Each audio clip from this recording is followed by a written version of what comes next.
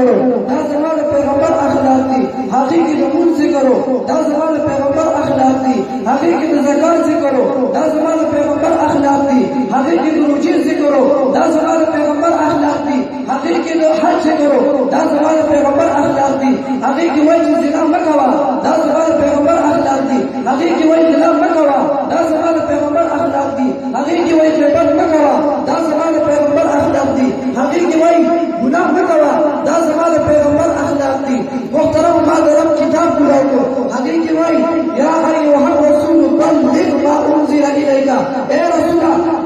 دعوت تبلیغ کوا دعوت تبلیغ دا زما د پیغمبر اخلاق دي محترم په قرآن مجید طرف کتاب کې راځي یا ایها النبی جاهد الكفار والمنافقین واغلظ علیهم اے پیغمبر دې کافرانو سره جهاد کوا اے پیغمبر دې مشرکین سره جهاد کوا اے پیغمبر دې منافقین سره جهاد کوا اے پیغمبر دې مرتدین سره جهاد کوا اے پیغمبر دې او اسلام دشمنانو سره جهاد کوا